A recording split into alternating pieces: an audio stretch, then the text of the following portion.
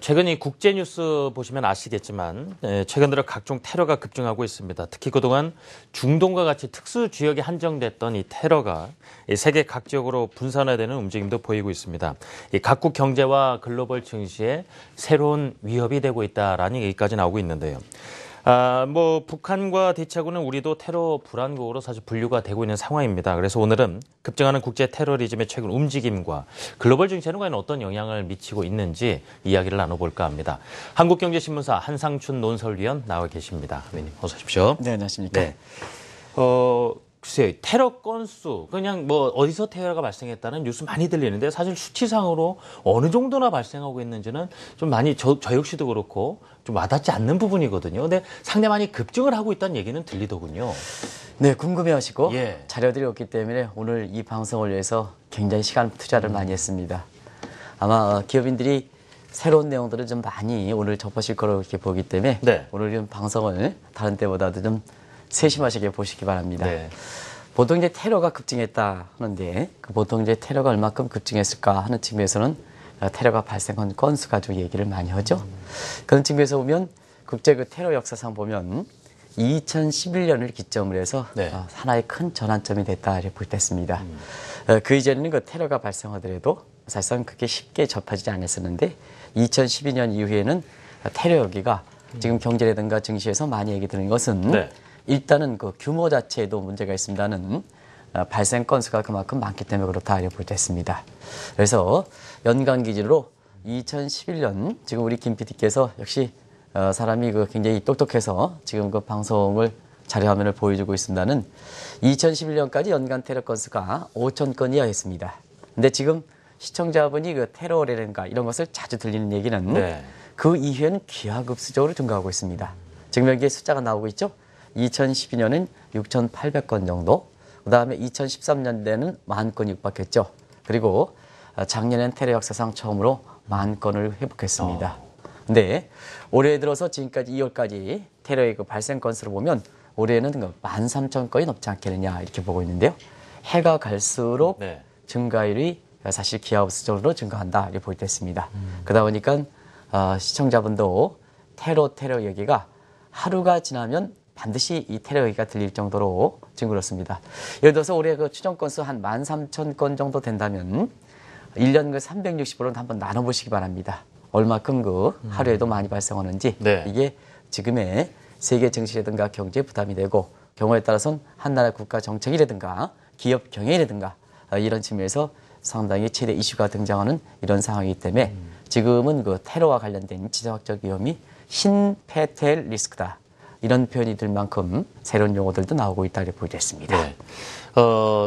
저희야 그 외신 통해서 나라 밖 이야기로 듣다 보니까 그런데 좀 수치로 확인해 보니까 국제 테러가 얼마나 심각한 수준에 와 있는가라는 게 좀 와닿습니다. 그런데 이 발생하는 지역도 보면 기존엔 주로 이제 중동 국가, 특정 국가에서 얘기가 많이 들렸는데 이 각국으로 확산되고 있다는 느낌도 확실히 듭니다. 얼마 전에도 파리 한 도시 한복판에서도 총격전이라고 테러가 있었으니까요. 네네. 네. 우리가 이제 테러에 대해서 많이 얘기 드리는 것은 네. 지금 진행자께서 정확히 지적해 주셨습니다. 과거에는 중동 지역 일부 국가에서만 이렇게 됐었죠. 근데 지금은 세계에서 테러의 발생에서 안전한 국가가 없을 정도로 지금 전 세계적으로 확대되는 상태에서 아마 시청자분이라든가 국민들한테 이렇게 테러 얘기가 많이 들린다 이렇게 볼 때 있습니다. 네. 보통 이제 이와 관련된 페이퍼들을 좀 읽어보면 테러가 발생하는 건수에 따라서 테러 상습국가, 테러 불황국, 이런 또 테러 안전국 이렇게 분류하더라고요. 그런 측면에서 보면 시청자분도 감이 잡으셨을 거라고 생각합니다는 네. 테러 상습국 하면 이 국가들이죠. 이라크, 시리아, 그리고 아프가니스탄, 파키스탄, 나이지리아. 이게 이제 테러와 관련된 아주 상습국입니다. 네. 그동안은 이쪽 지역에서 테러가 발생하는 얘기가 주로 외신을 통해서 많이 전해드렸죠. 그래서 항상 테러의 위험에 상존돼 있다 해서 이 국가들을 테러의 그 상습국이다 이렇게 보는데요. 이 국가에서 얼마큼 발생하느냐? 세계 그 테러 건수의 약 60%가 발생합니다. 그렇기 때문에 중동, 아프가니스탄, 파키스탄, 나이지리아 이렇게 해서 이 지역이 사실 그 테러와 관련돼서 주로 외신에서 전해진다 이렇게 볼 때 있는데요. 그동안 그렇습니다. 국제적으로 보면 테러가 이렇게 발생한다 하더라도 테러가에 대해서 완전히 안전한 국가로 평가받았던 국가가 아마 캐나다, 저도 이제 캐나다에서 6개월 정도 토론토에 있었습니다는 네. 상당히 좀 테러에 대해서는 굉장히 그 나라 국민들도 다른 나라에서 다 발생하더라도 캐나다만큼은 테러에서 발생하지 않는다 하는 이러한 국민들의 의식이 이렇게 숨을 만큼 사실 그 테러에 대해서 완전히 안전한 국가로 얘기하는데요. 네. 우리도 이 국가에서 테러가 발생했죠. 그리고 덴마크도 테러의 안전국입니다. 아시겠습니다는. 그리고 네덜란드 같은 이런 국가들이 대체적으로 보면 테러의 안전국이고, 그리고 오세니아 지역은 대륙 자체가 이렇게 동떨어져 있기 때문에 네. 사실상 호주라든가 뉴질랜드 같은 경우는 테러 청정 국가다 이렇게 표현할 만큼 청정이라는 예, 그렇습니다. 테러에 예. 대해서 안전한 국가인데요. 이 국가에서 올해 들어서 테러가 발생하는 상태거든요.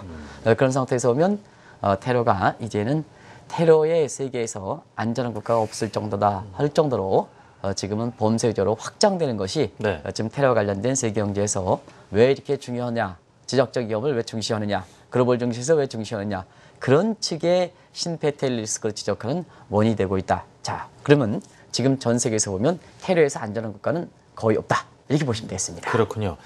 지금 저희가 경제 얘기를 하면서도 글로벌화라는 이야기를 참 많이 하는데요. 사실 이런 데다가 글로벌화라는 표현을 쓰기는 싫습니다만 확실히 테러 역시도 글로벌화되고 있다.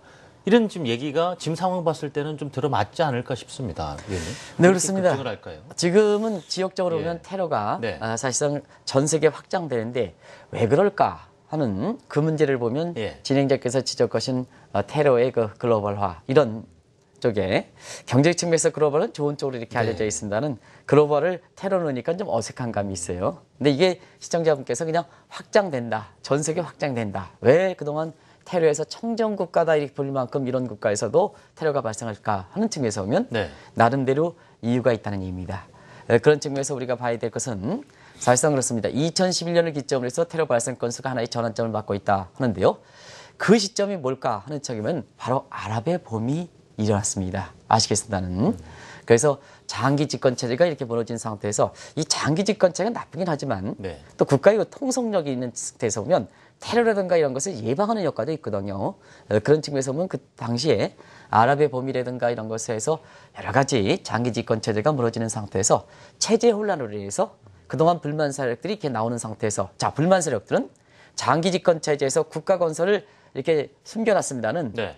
장기 집권 체제가 무너지면 어떠냐? 불만 세력들은 자기 자체적으로 국가를 건설하는 야망이 불타겠죠. 그런 것이 결국은 이게 시민시위의 연대라든가 뭔가 통해서 이렇게 나타나겠지만 결과적으로 그것이 상당히 정도가 심해서 테러로 연결된다 해서 시점상으로 보면 왜 테러가 이렇게 2012년 이후에 많이 발생했을까 하는 측면에서는 정치적 측면이라든가 이런 측면에서 사실 그렇다 이렇게 보겠습니다. 또 한 가지는 인종적인 측면에서 국수주의 하는 것에서 미국이라든가 이런 데 흑인 차별이라든가 이런 그 문제가 시청자 여러분도 잘 아시겠습니다는 외신상에 이렇게 들어오는 거 보면 2012년서부터 네. 각국들이 인종차별 문제 이런 것이 사실 인종차별을 당하는 입장에서 보면 하나의 큰 불만 세력으로 형성된다 이렇게 볼 때 있고요. 또 한 가지는 아무래도 이제 금리기가 2008년에 이렇게 발생했습니다는 보통 이게 실무 경제 영향을 미쳐서 네. 성장률이 아주 떨어진다든가 그 다음에 특히 테러와 관련돼서 실업률이 중요한데요. 실업률과 같은 이런 쪽에 영향을 미치기 시작한 게 금리기 발생한 지 2년, 3년을 외치는 시점이거든요. 그래서 각국들에서 보면 경기가 안 좋고 두 번째 실업이 아주 급증하고 특히 청년 실업이 급증하고 그 다음에 세 번째는 빈부격차가 아주 금리를 기점으로 해서 상당히 많이 이렇게 빈부격차가 확대됐죠.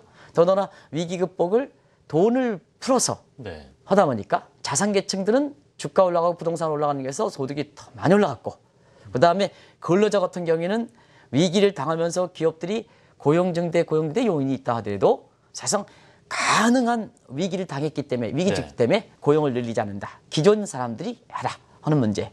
그다음에 고용을 어쩔 수 없이 늘리더라도 정규직보다는 비정규직을 늘리는 이런 과정에서 사실 그 빈부격차가 자산가들은 더 많이 소득이 증가하고 근로자들은 소득이 임금소득이 더 떨어지고 또 임금소득이 이렇게 증대된다 하더라도 질적인 측면에서는 비정규직에서 질적으로 좀 악화되는 이런 측면에서 각 국가마다 서방이면 서방 그래서 테러의 안전한 국가다 청정한 국가도 그 국가의 자체적으로 예. 자체적으로 경기 악화, 실업 증대, 청년 실업 증대, 그다음에 빈부격 적대 이런 자체적인 문제로 인해서 언제든지 외부에서 딱 테러가 주면 그걸 받아들일 수 있는 자체적 여건이 형성되는 상태에서 빠르게 지금은 전 세계에 확대되고 있다 이렇게 보여졌습니다.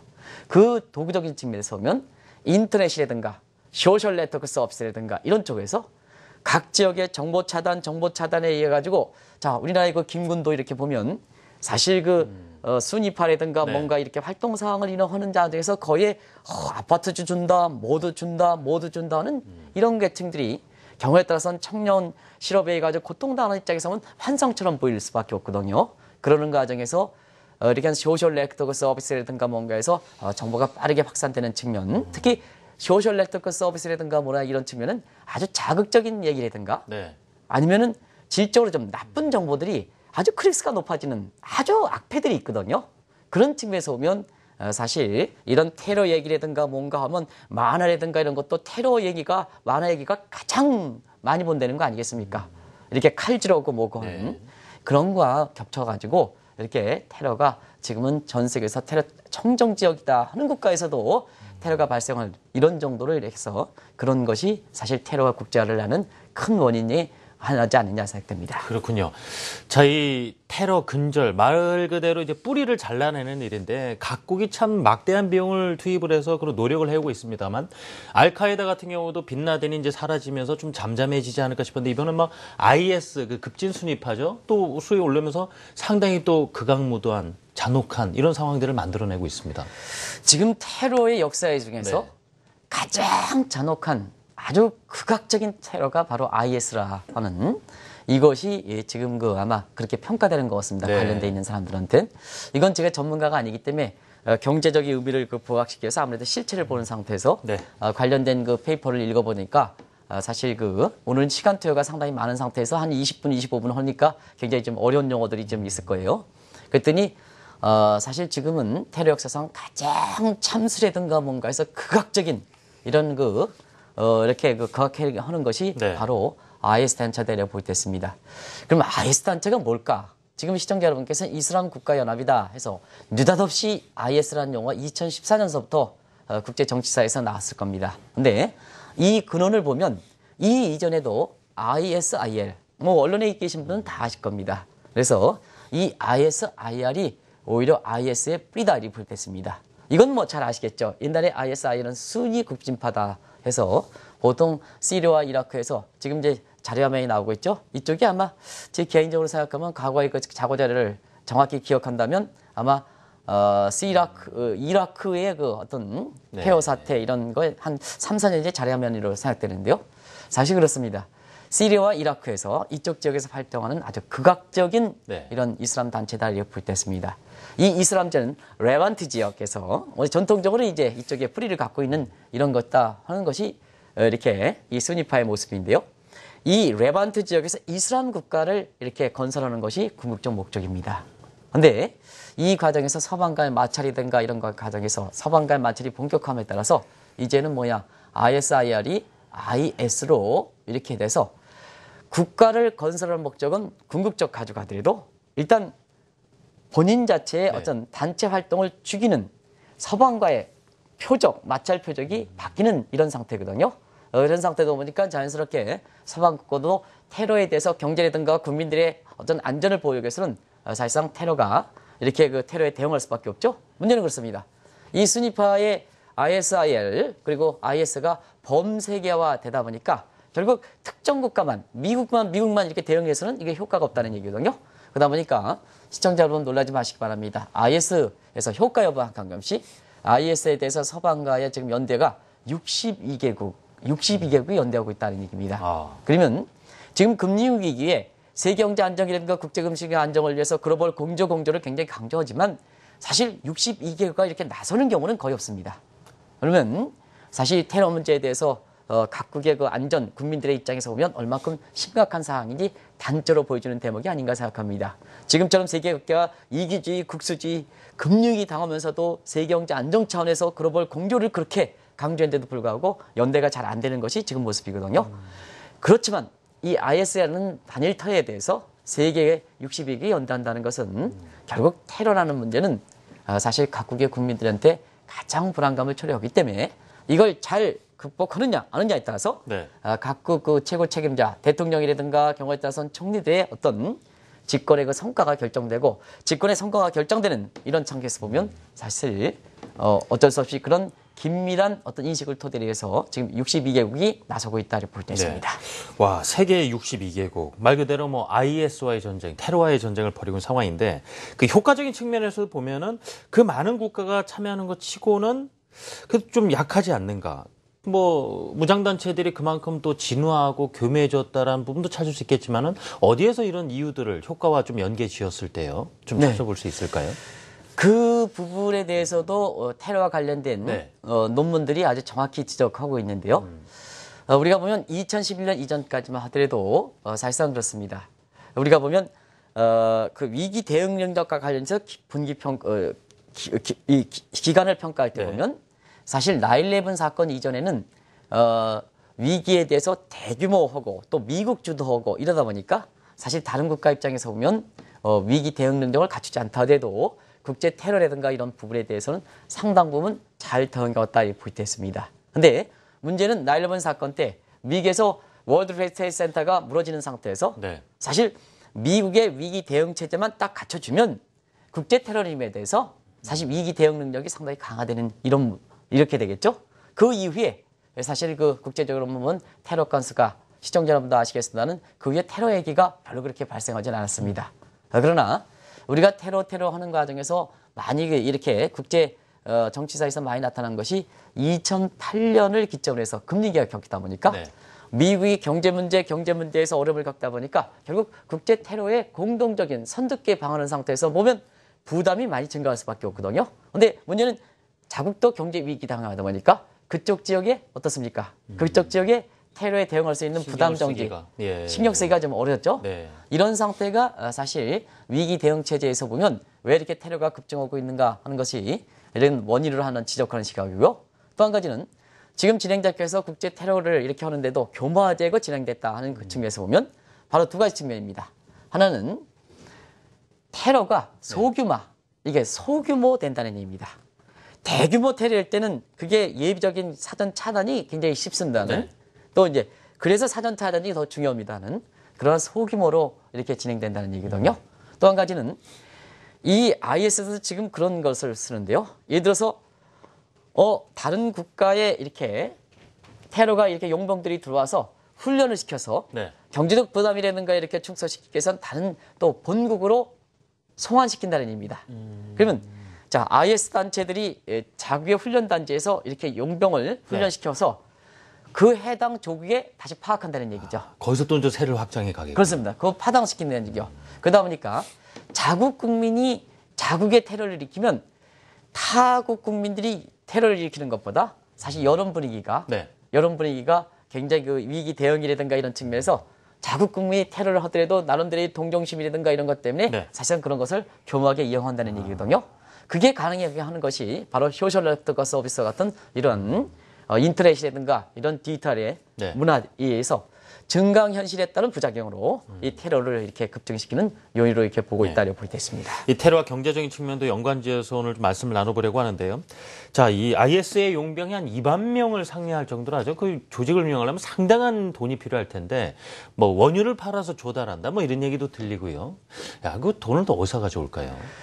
2만 명 용병을 보통 중산층 이상으로 젊은 해외 용병을 이렇게 끌어들이기 위해서 김구 같은 끌어들이기 위해서는 사실 굉장히 경제적으로 부담이 많이 들어갈 수밖에 없거든요. 당근도 줘야 될 것이고. 그렇습니다.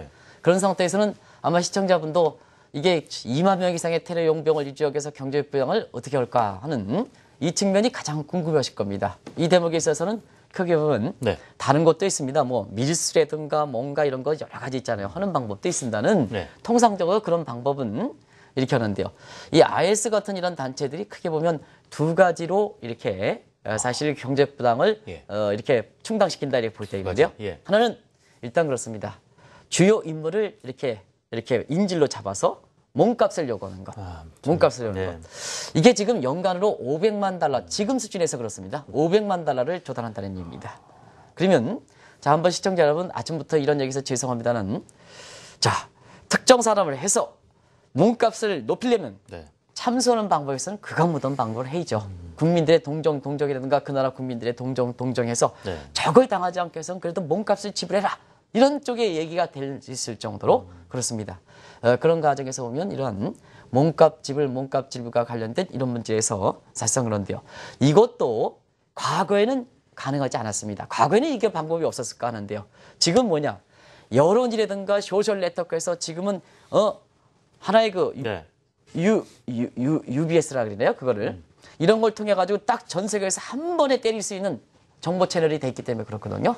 그런 측면에서 보면 개인적으로 그렇습니다. 우리나라도 이런 참수 장면 이런 것을 네. 지금 언론에 절대로 비춰주면 안 된다는 걸 말씀드립니다.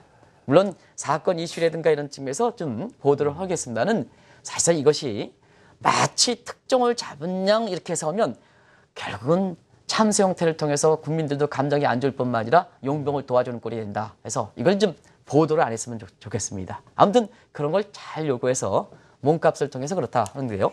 주수입원은 그렇습니다. 주수입원은 지금 말씀하신 대로 원유 네. 판매 대금으로 가지고 가는데요. 얼마냐?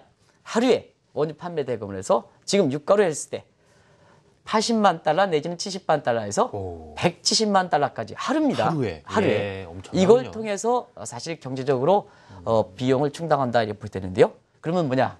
자, 유가가 올라가면 올라갈수록 어떻게 했습니까? 원유 판매 대금이 높아져서 IS 용병들을 도와주는 꼴이 되죠. 예. 그런 측면이 보니까 사우디라든가 이런 데서는 유가 하락을 지금 방치를 해서 유가가 떨어지면 떨어질수록 IS의 원유 판매 대금이 줄어들게 되고 IS 원유 판매 대금이 줄어들면 테러를 방지하는 효과가 있기 때문에 사실 사우디라든가 오펙 국가들이 이렇게 네. 유가가 떨어지는 문제에 대해서 사실 그대로 방치하는 것도 네. 그런 측면에서 한번 우리가 이해할 수 있는 대목이다 이렇게 보겠습니다.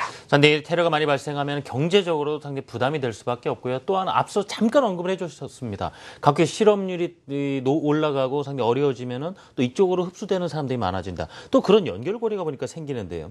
그렇다면은 지금 상경에서 테러가 지금보다 훨씬 증가할 것이라고 예상하는 부분도 아마 경제적인 측면에서 생각해볼 필요가 있을 것 같고요.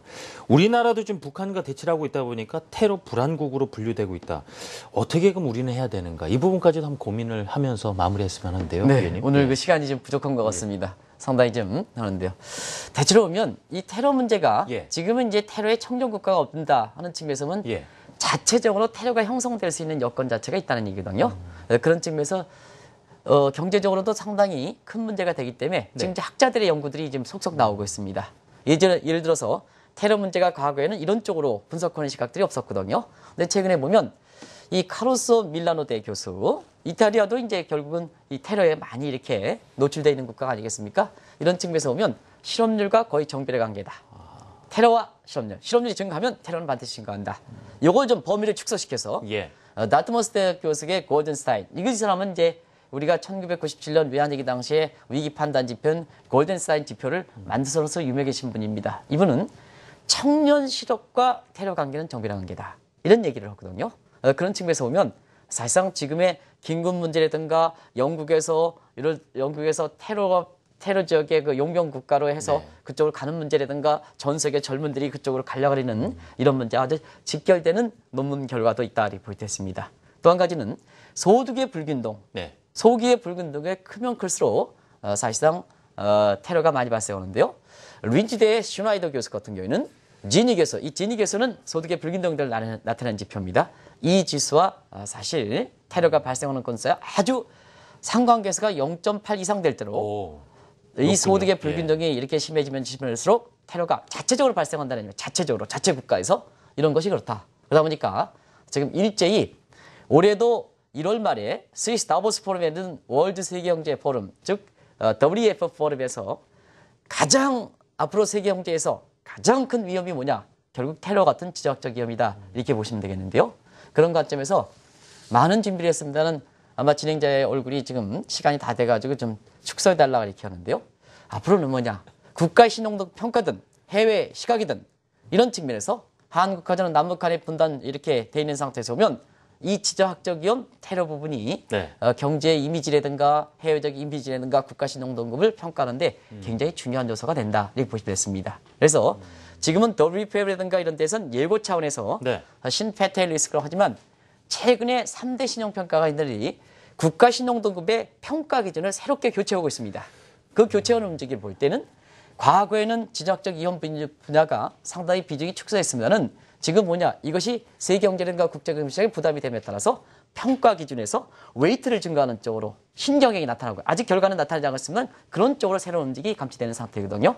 그런 상태에서 보면 앞으로 투자자분들도 이러한 테러라든가 이러한 그 지정학적 이혼 부분을 네. 이렇게 투자 판단하실 때 굉장히 중요하고, 국가별로 유망 국가를 평가할 때도 네. 이 대목은 아주 중요하게 고려해야 된다는 걸 말씀드립니다. 오늘 최근 급증하고 있는 테러에 대한 현재 분위기 움직임과 함께 경제적인 측면에서도 이런 지표라든가 상관관계를 가지고 움직이는구나, 이런 부분을 좀 확인해보는 시간을 가졌습니다. 지금까지 한국경제신문사 한상춘 논설위원이었습니다. 위원님 고맙습니다. 네, 맞습니다.